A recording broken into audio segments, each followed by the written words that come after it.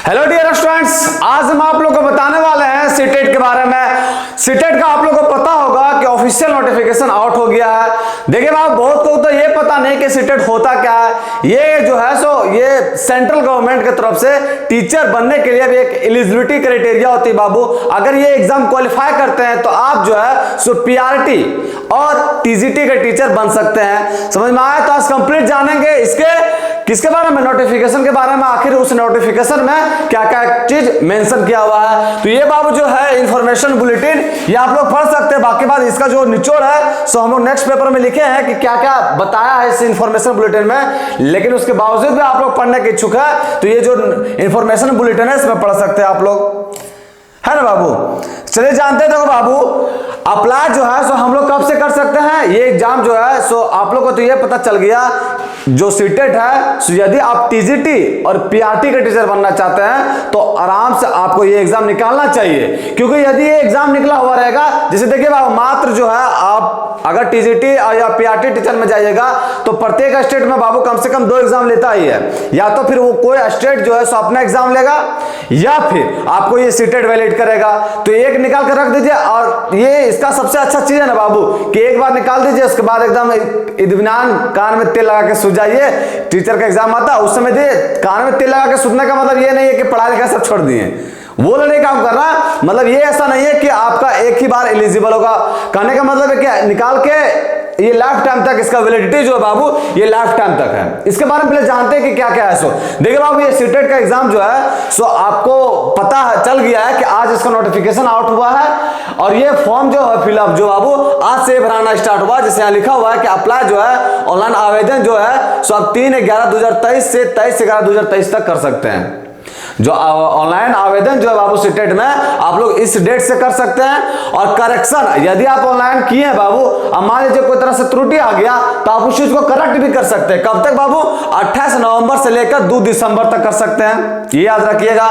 उसके बाद आपको याद रखना बाबू एलिजिबिलिटी। बहुत लोग को ये पता नहीं होता है कि सीटेट एग्जाम में अगर मान लो हम देना चाहते हैं तो एलिजिबल कहां से कहां तक होता है। तो याद रखिएगा बाबू, ये जो है ना बाबू आपका क्या बोलते हैं इधर, टीचर ट्रेनिंग कोर्स, मतलब कोई भी आप टीटीसी किए हैं बाबू, teacher training course, BEd DElEd कुछ भी किए हैं तो आप अगर फर्स्ट ईयर में है ना, नामांकन हो गए बाबू, फर्स्ट ईयर के तो गोली मारा गया। यदि हम नाम मेंशन करवा दिए कि इस कॉलेज में हम पढ़ रहे हैं, एडमिशन करा है, तो उसका कोड आता बाबू, अगर वो डाल दीजिएगा तो मतलब एलिजिबल है। कहने का मतलब है आप फर्स्ट ईयर से भी ना आप एलिजिबल है सीटेट का एग्जाम देने के लिए, वो याद रखिएगा। उसके बाद जो बाबू ये वैलिडिटी जो है वही बताना चाह रहे थे, ये लाइफ टाइम तक है। मतलब एक बार आप एग्जाम दिए, कान में तेल लगा के सुतना नहीं, मतलब ये जो है सो सिक्योर है। एक बार एग्जाम दे दिया, उसके बाद आपको सेकंड एग्जाम का प्रिपरेशन करना। आप लोग को फर्स्ट कुछ देर पहले बोले थे ना बाबू कि अगर किसी स्टेट में टीचर बनना चाहते हैं आप टीजीटी और पीआरटी का, तो आपको एटलीस्ट 2 एग्जाम, एटलीस्ट का 2 एग्जाम देना ही पड़ता है। आपको 2 एग्जाम देता है, या तो फिर कोई स्टेट जो है सो अपना स्टेट का एग्जाम लेगा या फिर सीटेट को वैलिड कर देगा। तो इसीलिए आप सीटेट एग्जाम निकाल लीजिए। अब आपको पेपर 2 जो है, सेकंड पेपर जो है सो तैयारी करना होगा। मतलब जो एक पेपर तो मेरा कंप्लीट होगा सीटेट एलिजिबिलिटी क्या करता है, पेपर 1 में सीटेट कंप्लीट है और पेपर 2 जो है आपका वो तैयारी कीजिए। आप जो अपना मान लीजिए मैथ का टीचर बनना चाहते हैं तो मैथ का प्रिपरेशन कीजिएगा। समझ में आया? उसके बाद जो बाबू ये एग्जाम मोड है ऑफलाइन है बाबू, ऑनलाइन वाला जमाना चल गया। ऑफलाइन है इसका मतलब एक ही दिन एग्जाम होगा, एक दिन में सारा खत्म। और एग्जाम कब है बाबू? तो एग्जाम डेट जो है 21/1/2024 को है।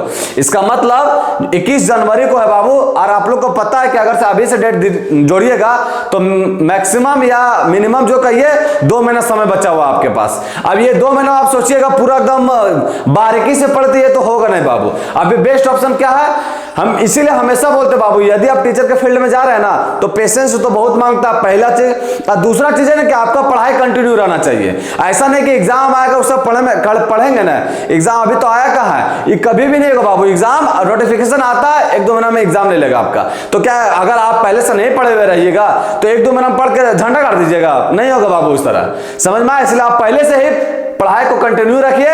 अब देखिए यहाँ मात्र 2 महीने समय दिया है, यदि कोई सीटेट के बारे में जानते होंगे पहले से तैयारी कर रहे होंगे तो फिर बढ़िया से निकलेगा। और ऐसा नहीं कि 2 महीने के अंदर का नहीं निकल सकता, निकलेगा कैसे निकलेगा, लेकिन ये सब स्टूडेंट के लिए आपका डिफिकल्ट हो जाता है। बहुत को तो अभी इस उम्र में, बहुत को तो कहीं कहीं कार्य कर रहे होंगे, उसको समय निकालना दिक्कत होता है, बहुत को फैमिली लोग बन गए होंगे।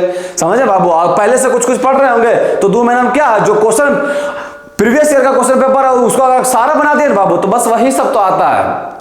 अब जानते हैं हम लोग बाबू, ये तो हमको पता चल गया कि क्या एलिजिबिलिटी है, कब से भराना है, एग्जाम का मोड क्या है, ये चीज पता चल गया, एग्जाम कब है सो भी पता चल गया। अब हम लोग जानते हैं बाबू, देखिए ये तो आप लोग को पता है कि यदि आप सीटेट का एग्जाम क्वालिफाई करते हैं तो आप दो फील्ड मतलब टीचर के दो फील्ड में जा सकते हैं। एक आपका प्राइमरी टीचर हो गया और आपका आएगा टीजीटी हो गया। अब देखिए प्राइमरी या टीजीटी सीटेट में भी दो पेपर होता है बाबू, पेपर 1 और पेपर 2। अगर आप पेपर 1 जो बाबू, अगर पेपर 1 जो क्वालिफाई कीजिएगा तो आप जो है सो पीआरटी के लिए एलिजिबल होइएगा, ऐसा नहीं कि टीजीटी के लिए एलिजिबल हो जाएगा। पेपर 1 क्वालिफाई कीजिएगा तो पीआरटी के लिए एलिजिबल होइएगा, और यदि आप पेपर 2 क्वालिफाई कीजिएगा तो टीजीटी के लिए एलिजिबल होइएगा। अब देखिए बाबू, यहाँ पेपर 1 में जो है सो टोटल 5 सब्जेक्ट आते हैं।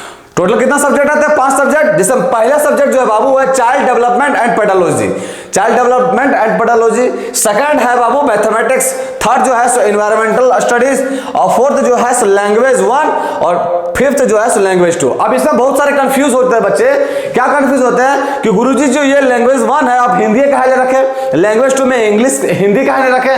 ये बात देखिए याद रखिएगा बाबू, जब भी आप पेपर 1 लैंग्वेज 1 जो है सो चूज कीजिएगा बाबू, तो उसमें जो है सो एक आपका प्रोज और एक जो पोएट्री रहता है, मतलब एक कहानी रहता है, एक कविता रहता है। जो पैसेज बनाते हैं बाबू, ये कहानी का रहता है, कविता का रहता है। याद रखिएगा बाबू, इंग्लिश में हमको पता कि बहुत सारा स्टूडेंट ऐसा कि इंग्लिश में उसको बहुत स्ट्रॉन्ग पकड़ है, उसके बावजूद पोएट्री जो है उसका दिमाग हिला देता है। तो अब हिंदी में मातृभूमि भाषा हम लोग का हिंदी शुरू से बचपने से पढ़ते आ रहे हैं हिंदी, तो हिंदी में जो है बाबू कविता का जिसको बोलते हैं गद्यांश, वो बनाने में दिक्कत नहीं होगा, आराम से बना लीजिएगा, समझ में आया। इसीलिए जो है पेपर 1 लैंग्वेज 1 जो है हिंदी रखते हैं। लैंग्वेज 1 में जो है सो कभी कभार क्या, कभी कभार हाँ ऐसा होता है, कभी कभार जो है सो आपका एक पोएट्री एक प्रोज पूछेगा, और कभी कभी तो दोनों पोएट्री पूछ देता है। तो हिंदी में आप बना सकते हैं पोएट्री का जो पैसेज रहता है वो बना सकते हैं। इंग्लिश में उनका डिफिकल्ट रहता है। इंग्लिश में अगर पेपर 2 जो लैंग्वेज 2 जो है बाबू आप इंग्लिश रखिएगा, तो लैंग्वेज 2 इंग्लिश रखने से क्या फायदा है इसमें यह फायदा है कि दोनों जो है आपका स्टोरी आएगा, और स्टोरी में क्वेश्चन इजीली बन जाता है बाबू इंग्लिश में, इसमें कोई दिक्कत नहीं है। तो पोएट्री में दिक्कत होता है, इसीलिए आपको हमेशा याद रखना है कि लैंग्वेज 1 जो है बाबू हिंदी रखना है, और लैंग्वेज 2 जो है बाबू इंग्लिश रखना है। अब लग रहा होगा कि आप लोग को नहीं कि हम तो इंग्लिश लैंग्वेज 1 रखेंगे और हिंदी लैंग्वेज 2 रखेंगे, तो आप जो है प्रीवियस ईयर का क्वेश्चन पेपर पहले बना के देखिएगा कि कहां तक हम पहुंच रहे हैं और नहीं पहुंच रहे। अगर इससे फायदा होगा तो रख लीजिएगा, और नहीं तो फिर यही रखिएगा, यही रखने से फायदा बाबू, समझ में आया। अब देखिए बाबू, ये जो 5 सब्जेक्ट है, ये 5 सब्जेक्ट जो है बाबू प्रत्येक सब्जेक्ट जो है ना 30-30 नंबर का रहता है। कहां का रहता है? 30-30 नंबर का। प्रत्येक सब्जेक्ट जो है आपका 30-30 नंबर का रहता है। ये आपका पेपर 1 जो है, पेपर 1 में 5 सब्जेक्ट है, 5 सब्जेक्ट जो बाबू फर्स्ट जैसे क्या सीडीपी, तो ये भी 30 नंबर का रहेगा। आपका सेकंड है आपका मैथमेटिक्स, ये भी 30 नंबर का रहेगा। फिर ये क्या एनवायरमेंटल स्टडीज, ये भी 30 नंबर का रहेगा। और फिर क्या है ये लैंग्वेज 1, ये भी 30 नंबर, और लैंग्वेज 2 ये भी 30 नंबर। मतलब टोटल कितना नंबर हो गया बाबू? टोटल 150 नंबर हो गया। कितना हो गया? 150 मार्क्स का रहेगा, और 150 क्वेश्चन भी रहेगा। 1 मार्क्स 1 क्वेश्चन, 1 क्वेश्चन 1 मार्क्स, समझ में आया। अब देखिए बाबू आंकड़ा में देखिए, अब ये देखिए ये तो 30 मार्क्स दिखा दिया, इसमें भी आप अगर बारीकी से अध्ययन करेंगे बाबू तो आपको प्रत्येक जो है 5 सब्जेक्ट है, ये 5 सब्जेक्ट में प्रत्येक में जो 50% का वेटेज जो बाबू वो पेडालॉजी रखता है। वो पेडालॉजी क्या होता है? पेडालॉजी होता है बाबू कि आप जो है स्टूडेंट के प्रति कितना अच्छा तरीका से सोच सकते हैं। आपका मतलब व्यू देखना चाहेगा कि यदि आप टीचर के फील्ड में जा रहे हैं तो स्टूडेंट के हित के बारे में कितना अच्छा सोचते हैं, वही पूछता है। अब देखिए बाबू 15 नंबर सभी में 50% स्कोर करता है वो पेडालॉजी का। 15 नंबर इसमें, 15 नंबर इसमें, 15 नंबर इसमें, 15 नंबर इसमें, 15 नंबर इसमें। ये 15 बच्चे 75 हो गया बाबू। 15 बच्चे कितना हो गया? 75। मतलब अकेले जो है 50% स्कोर 75 नंबर सिर्फ पेडालॉजिस्ट रहता है। पेडालॉजी समझ गए बाबू कि आप स्टूडेंट के प्रति कितना अच्छा सोच सकते हैं, वो सिर्फ टेस्ट करेगा वहां।